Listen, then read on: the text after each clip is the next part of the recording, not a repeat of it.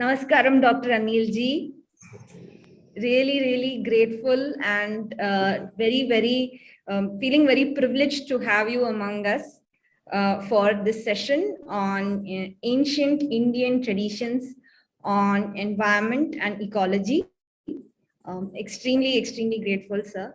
Just want to take this opportunity to introduce you. Um, Dr. Anil Prakash Joshi is an environmentalist, green activist, and the founder of the Himalayan Environmental Studies and Conservation Organization, a Dehradun-based voluntary organization. His work majorly includes developing sustainable technologies that are ecology-inclusive economy for ecosystem development. Under the aegis of HESCO, Joshi ji promoted research and development of new environment-friendly technologies for the agricultural sector, tapping the local resources. Dr. Joshi has launched several social programs based on resource-based rural development, such as the Women Technology Park, Technology Intervention for Mountain Ecosystem, Ecological Food Mission in Mountain, and Women's Initiative for Self-Employment, WISE, and has been reported to be successful in providing the villages with water mills, composting pits, toilets, plant-based drugs, and herbal pesticides and rainwater harvesting techniques.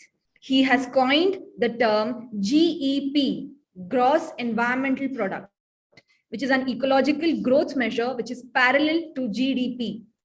GEP has been accepted as a growth measure by the state of Uttarakhand on 5th June 2021. He was selected as the Man of the Year by Week magazine in 2003. The government of India, sorry, I missed one point. He is the recipient of the Jamnalal Bajaj Award and is an Ashoka Fellow. The government of India has awarded him the fourth highest civilian honor of the Padma Shri in 2006 for his contributions to Indian society. He was also awarded by Padma Bhushan 2020 for environment in Uttarakhand. Thank you so much, sir, for being here. And without further ado, I hand over the session to you, sir. Thank you so much. Thank you very much. Am I audible? Yes, sir, you are audible. Thank you very much. I think I'm personally very happy also, because this Indian knowledge system which you people are taking very strongly, and I know Richaji is working very hard on this. So personally, I feel this is what, with the zeal that you are working, is very important in current context. There is a reason when Dr. Ramesh Pokhriyal Nishank became the minister. So when he was here also as a chief minister, which I had always been saying to him, that Himalaya is pretty known for its different knowledge, wisdom, which will be very important for the country, but as well the country since have a very different climatic zone, agroclimates. So in every set of conditions, there are some knowledge that has to be not only documented, but the more important is that it has to be validated scientifically, so that we can also take it to other societies globally. So it was then after the Indian knowledge system picked up by the Ministry of Education, and they initiated one whole division on that. AICT is, I think, the host for that division. And ever since, I have been hearing and seen that there are many people across the country are serious about Indian knowledge system. And I think it is very important, very important today, that at least at the time, when there are two things happening globally, everybody knows. The recent IPCC report, Intergovernment Panel on Climate Change, is very threatening. Everybody must have read about it. And this report says that another 20 years going to be very difficult, uh, and going to be very difficult. Uh, this is just because the way the things are moving uh, in the last 1 decade. When this report came, I was personally not very shocked, honestly speaking, because in Uttarakhand and Himalayas, we have some kind of a disaster, flash floods, Kedarnath tragedy came, and then many things have been happening. Recently, you must have all noticed that uh, a disaster hit not only Uttarakhand, but from Tamil Nadu, Kerala, we have off-seasonal rains coming. So this is why it is all happening is one issue. I think we really need to know that. And if we don't become serious now, I think we are heading towards something which will be undoable in the future. So ecology and environment is a subject which India ultimately, we all time have been talking that the Prime Minister to the everyone that India will again be a guru on time to come. But we are already guru, and that we really need to acknowledge first by ourselves that the ecosystem and environment issues, something the India is totally different. And the wisdom, the knowledge, the practices of the community in the past have been such that had always been very sustainably maintaining the ecosystem. And therefore, I have always been seriously advocating that if the India has to take a lead uh, in the world, maybe that something, an example is with this yoga. What is yoga?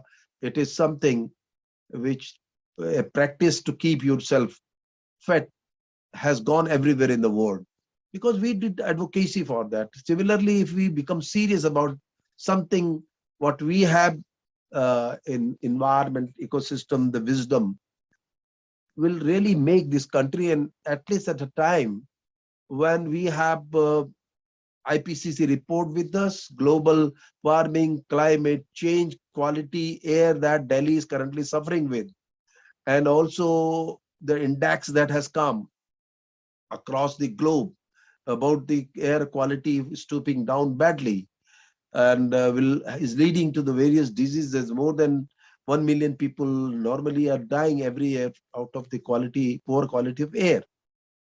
Now, in such circumstances, and at the time as well, then Antarctica and the Arctic and Himalayan glaciers are melting very fast. And France report, scientist report says that since 2021 in between, the melting of glacier has become just double. And that what does it mean? What does it mean? It has not merely be that meaning that we are losing the glaciers, but more important is that the whole seashore people will have to suffer. And the water, which is 70% potable water, come from the glacier in the world, will also be adversely affected. So this is the time where all of you remember that when 18th century, the most important challenge global community were that time suffering were facing was of the economic security, employment issues, and then industrial revolution came, and that served the people, and that immediately was followed by East-West both. The Western countries were the leader in that. Europe was one. And then after it was realized that this is the only best tool, industrial infrastructure development that can help any country to sustain the economic growth. That was the time when economic insecurity we were with. Now, let us all collectively realize that this is a type of ecological insecurity, because anything that you see around you, because an ecosystem, most important components are water, soil, air, and forest. Now, I have always been wondering that 1972 we had a Stockholm meeting, and the first time we began to think on the environment. And the environment that time, we were worried about industrial revolution is taking environmental tolls. So it was realized that we must do something to save our environment and bring a balance between the ecology and economy. But unfortunately, this has already been internationally discussed. You all know that COP, one after the other COP have been happening. And the recent one, Glasgow, was also, I don't think something that came seriously out of it, because there is again, people are fighting for their economic development, and ecology remains in the back foot. And well, it is an, I say, an economic fight in the ecological disguise. Everybody seems to be collectively worried about the ecosystem. But coming to individual nation, take an our example also, where India, you see, currently the pollution of water, pollution of air is a very important. Supreme Court repeatedly have been scolding the government, bureaucrats and everyone, what is happening in Delhi and NCR. But unfortunately, look at the Glasgow meeting, which is an international gathering. We become serious there to do an advocacy for ecosystem, environment, and at home, our Delhi is suffering and suffocating. So the issue is that the point is the local ecosystem and is attached and intact more to the culture which is locally devised by learning from the nature. Now, international gathering have been happening, will keep on going, because it is a carbon points that we have been fighting there for, credit, carbon issues. But we do not at the same time think that China, economic leader coming up, America already there, they have very good economic growth. India is trying to working hard towards development, but we do not realize everyone which the India can seriously take a lead upon. There is a difference between the development and the prosperity. Now look at this development cause, what is happening today. The air pollution, the water is, we are losing fast all kind of a water. Most of the rain-fed rivers have disappeared almost. Most of the important forest cover in the country, 21% hardly we have a forest cover against the 33 and even 21% which we claim. I don't think it is 16, 15, 16 more than that, because the species has also a relation with the soil that we promote, because natural forests are something which nature has given. If you're planting a tree, increasing the green cover does not mean that we are helping an ecosystem. And it is the wisdom teaches us about why a tree, why apple cannot be grown in the cannot circus of Delhi. It goes there only in the up on the mountain. And so our wisdom had been training us, teaching us that even the human which is born at the altitude of 3000 meter, 2000 to 3000 meter, they are shorter in height. And again, higher is the altitude we go, everything becomes shorter, and there is a cold zone called alpine zone. You won't find any trees there. It is nature. Nature is the ultimate science, which unfortunately we do not want to understand. And we have been doing the moon and Mars, but we do not know what the science of nature is all about.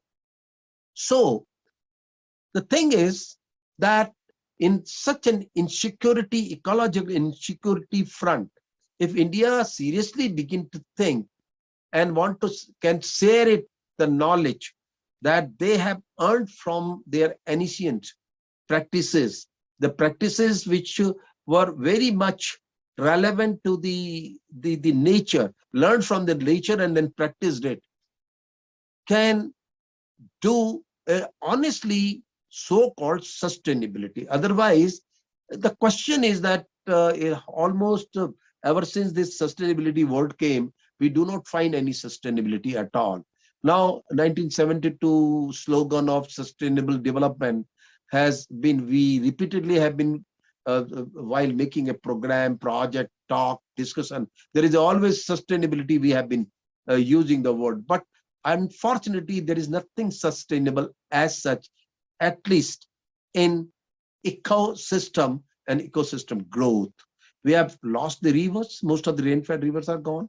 The soil is no more with us. We eat the chemical fertilizer. The quality of air is all before all of us. And the forest cover is, I mean, we have a very poor forest cover in this country. Now, if this is the scenario, so in that case, what practices had we had in the past, and that can become something which we can globally share. And we in India also, who unfortunately are very Western savvy for most of the things. Yeah, unfortunately, we have been saying that भोजन, भाषा, वेशभूषा को कभी नहीं बदलना चाहिए. जो जिस देश की, जिस समाज की है, वो उसकी वही रहनी चाहिए. यहाँ से शुरुआत होती है हमारे डैमेज की. We have been changing everything. Our food has almost lost. जो हम खाते थे, अब हम कुछ और खाते हैं. अब आपको मैं बता दूं कि culturally, ecologically, every given location in the country, the practice, if Gujarati bhai had been taking a little sugar in their food along with their dal, sabji, it is because of dehydration they want to avoid. It's a practice which came out of the hundreds of years, thousands of years. And so the north, southern India, their climatic condition allow them to eat the paddy more, which matches to the ecosystem also. They can have a good water bodies, and then they grow paddy many times, and the climate condition allow them to do so. Where up on the mountain, we can only grow paddy for a little time, but most of the time we have been using the millets because it is the culture, ecological culture, ecosystem only allowed us. Now, you see what is currently happening. Cross culture we have been talking. Now, the cross culture did not help us a lot. Why I'm saying so? We thought that India should also follow the Western way of life, Western way of all practices. Even the scientists are very happy when their international journal, they get a paper published. I don't think we should be very happy about it, because we are all obsessed with this international kind of a scenario. But don't forget what happened in the Corona period. The Corona period, the COVID time, we Indians survived well as compared to the States, America, Spain, or any other countries in the world. The simple reason was that we had a food system where we had little spices we use in our food, pulses and everything. We have been eating something which improve our immunity, and our ecosystem permit us to do so. Gujarat food is why Northern India, Southern India, we have a food. The food is related to ecosystem, and that makes our local practices. For example, I'm to tell you that up on the mountain, we have one crop called amaranthus, cholai, everybody knows. And also we have foxtail, we have many other local millets that they match more to our physiology than any other food system, because we are hardworking, we have to climb, come down, this and that. The nature, it is the ecosystem. That physiology between the physiology of plants, physiology of the human matches there, and that we normally, unfortunately, have been breaking. Now go back 400 years, 200, 300 years back, every village was sustainable once upon a time. And that sustainability which we today talk was there in every village in this country, because they used to produce everything, little oil, little pulses, paddy, this and that, and there was no dependence on the market. Ever since this market culture came, hardly we produced 10-15% of total need that we have today in the villages. Villages are no more sustainable. They are all market driven their dependence on the market.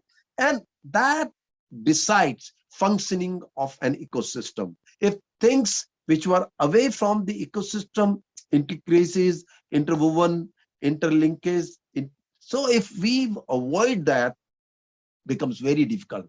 Why I'm saying, take we in the mountain had a practice. I give you a couple of examples. We in the mountain have the water sources, spring we call them. Now these springs have the water from the catchment and the rain, it is a rainwater that the catchment area take, and ultimately it is a spring that we have the source of water. Now, in a course of time, a new culture replaced the spring, because at the name of the facility, Nalka, a tap in your own village or in your every home and a family, the culture of spring converted into making the pipeline culture that came. And ultimately what happened, that it was a dissension between the two villages, where the water was transported from one village which is scarce and where there is a lot of water. And when such issues come, the two villages, their water conflict begin to do. Earlier it was that every village used to manage their own water. If there is a scarcity of water, they used to plant trees up on the mountain and in the catchment of, they had a wisdom to find out. And also every spring and Nala we call, where there is a very seepage of water that we call, they are worshipped. Nobody can go wearing a footwear. These were the kind of a thing, a concern with that resource, not merely, but more for their own needs. And now this culture had begun to disappear ever since pipeline culture came. Not only that, we in the mountain had this strong understanding of a nature. If we want to make our village stable, we wanted all time our village surroundings are well equipped with the forest, trees or trees of fruits, so that both things may happen. Economically, we get the fruits and that we consume and add well. The ecosystem also get through the roots of the fruits. So we used to have that system, and ultimately to ensure that no felling done by anyone, there had been a practice. They used to leave a piece of land, and it was, nobody was allowed to go there for at least 3 years.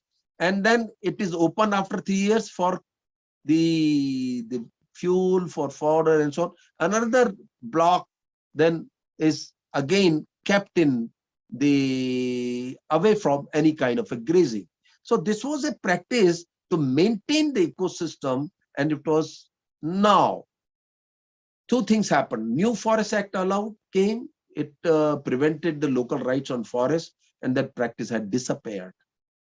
Now, why we have been invading through the law we have been making in this country? At least the nature law is more important to understand than Supreme Court have been repeatedly saying, scolding government of Delhi and the government of India that quality of air is poor, very poor in Delhi. But you know what has happened? Nothing. So even the Supreme Court is tired now. That's a fact. So understanding the social intricacies of this country and elsewhere also, I would say that you cannot dictate, maintain a nature through any law. It has to be altogether different. By understanding the science of nature, by understanding the nature intricacies, the relation between the human and the nature and other creature, we can only maintain it. That was what the practices that we had. And this was all not only for the mountain system. Everywhere in the India, we have a different climatic zone. In Rajasthan, the practices of water were totally different than the northern India. Southern India, we had all, that the village Nirmal is connected through the different kind of a ponds, which was built long back, and it was a community totally was stilled for that. They were nomadic, used to travel from one village to the another, where they used to make the ponds for water collection.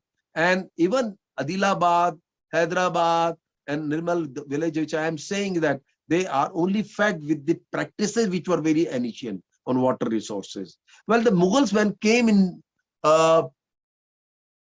the Mughal came sometime in Delhi, Hoj Khas is what? Hoj Khas was a water storage. And you must have seen that across the India, every temple used to have a water storage techniques. And they used to do, and it was a water storage also, and so for conservations too.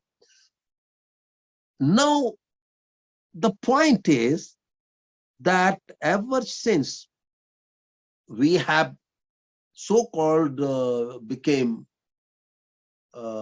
development savvy, that infrastructure should come, and we also be the part of the boons of the development. So industrial growth should come, must be there in each and every state. We have not understood that if Himalaya is best in giving you water, forest, soil for rest of the country through the river, green revolution, white revolution come from the Himalayan soil. So why should Himalaya be treated like the other states of the country, where other possibilities of growing economy is very fair, but in the mountain, if you go up on the mountain, as I said, everything becomes smaller. The smaller initiative of development will be welcome, but the huge structure will never be.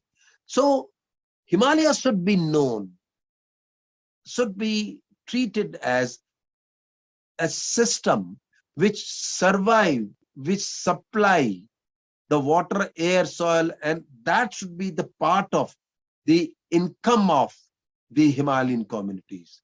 Grow as much as good trees one can, harvest the water so that stream, spring recharge, and ultimately they make a river. And that was the practices earlier. I'm telling you very seriously, in some of the location in the mountain, the people do not touch even the river. And whenever somebody go to the river, small streams, there is always the Gram Pradhan take a decision, because the river water should not be polluted by anyone. That was a principle within the community that maintain that they even today they maintain this, and it is happening many parts of the and the mountain areas, because our strength is our water, our soil, our forest, and then our related practices were out of it. We have the crop system, which is practice, which is very ecological matching, and we do not do aggressive farming, because aggressive farming in the mountain is not allowed, and it is a long base wisdom practice that we used to do. We used to have a better pollination system, have bee wall hives. Every villager will have a wall hive where the bee are nurtured, reared, and these bee on one hand give you the honey, but on the other hand, they have been doing a cross pollination high up on the mountain. You see, I'm talking about altitude of 2600 meter above. In such places, no other insect can survive. It is the bee only survive. That is the reason there were the beehives, and these bee can only pollinate the buckwheat. So this was a practice, and this practice had not suddenly came. It was a wisdom that we had, and every part of the Uttarakhand and the Himalayas particularly, we have been creating practices which help both the local subsistence and the ecosystem culture. That was what we have been seriously doing. Now, I would like to say and realize everyone that we should not make two part of our strategy. We have to have one part of whole progress that we call a prosperity. Development has never been a word in Indian history. We has never had a word development. We had a word prosperity. That means inclusive. Inclusiveness, take, and the unit, for example, is a village. As I said in the beginning, there is always, all villages were so sustainable, used to produce everything within, and when they used to produce everything from within, so they used to maintain the greenery, the resources which help the local ecosystem. Now, look at the human science and the science of nature. Best water distribution system nature has given us. And the current water distribution system of so-called human technology and science is totally disrupted. And see, nature decided for everyone. Well, of course, the settlement had always been where the water was available. In the mountain, it is spring. It was in the bank of rivers in the country, and well, the streams, the pond, the lake, there has always been settlement. But it was the nature who decided the water distribution. What currently the new practices, new civilization had done, taken the water through canals, one place to the another, pumping the water in the 9th floor, 10th floor. No, and those who are consuming this water are away from where the water comes from. So understanding the water intricacies, values of water will never come in the mind of the urbans, but it will be more in the people who are close to that water body. And this disconnect only came because wisdom and knowledge system that currently we have, we are trying to make people machine. Our education currently making a machine, not the human. And that is the reason that there is a huge dissociation between the nature and our priorities.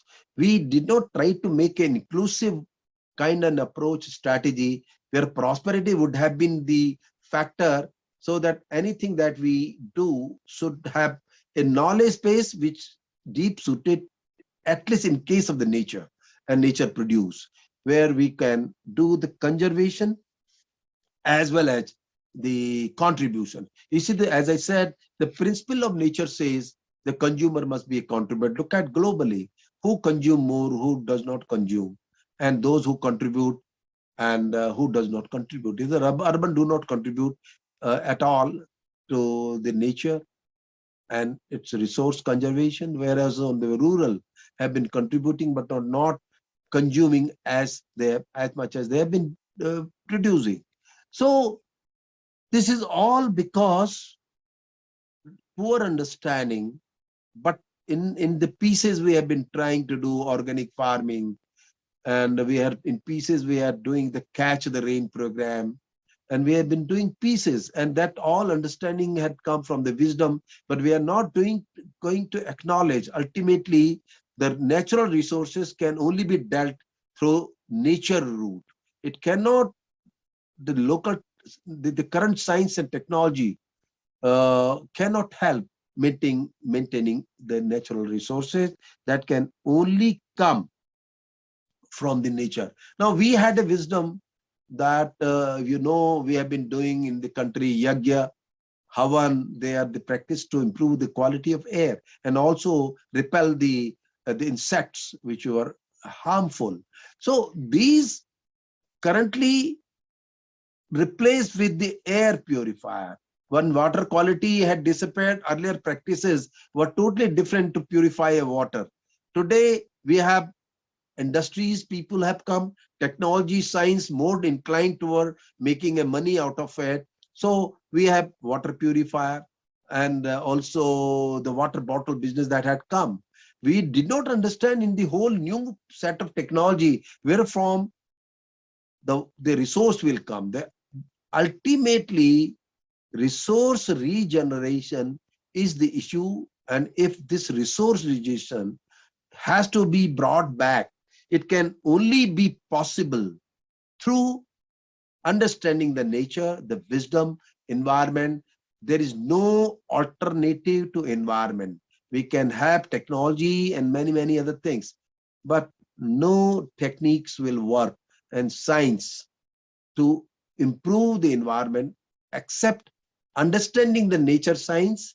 We cannot bring back so-called sustainability and realizing the fact that even if the economy that we are all after, we cannot maintain this current economic process. COVID-19 came, and it was, please be understood that it was a nature way of, I mean, giving a caution to all of us.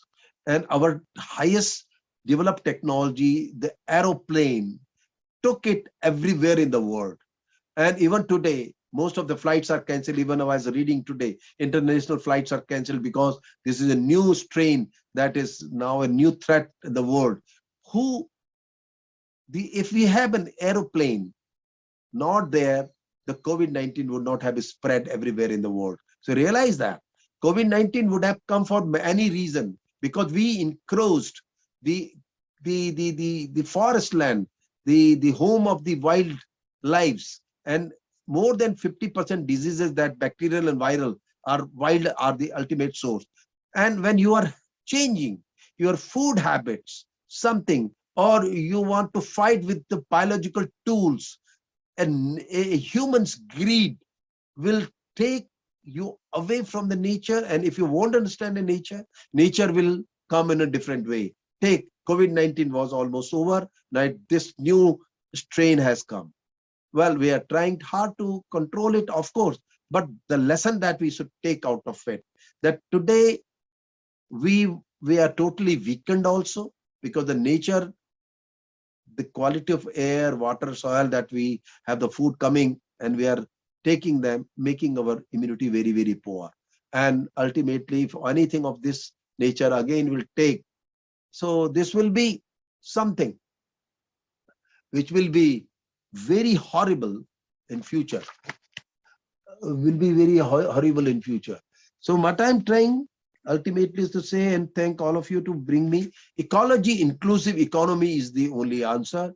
And for economy, you can imagine anything, which essentially should be, of course, resource, but ecology and ecosystem, it's cultural intact for different reasons. It cannot be solved sitting in the Glasgow or through the COP. And the COP cannot stop the quality, improve the quality of air of Delhi and elsewhere. The water, better water in your region, in your country, cannot come from other countries. It is your own, the climate, the nature, the ecosystem, you will have to understand, and then only we can maintain. But I would say Indian knowledge system is most important, at least in front of, when we say across the globe, we are the best. Our Rishi Muni had given various tips, all of you are aware, and these tips were very important to conserve ecosystem. With this, I thank Richa ji for this opportunity, and I will definitely be associated with this movement, because we began it long back, and we are in pieces working in different locations to ensure that local wisdom become more important than technology new, but we are using the part of that technology to upgrade that wisdom to make it more effective and efficient. Thank you very much. Thank you so much, Anil ji. It was a very, very insightful session. Will it be possible to take a few questions from participants? One question. Okay, sure. We have time for one session, one question. Just request if participants can quickly raise their hands. Actually, Anil ji will be having another session immediately. So if we can just quickly take one question, and then if there are anything further, maybe we can email it to him.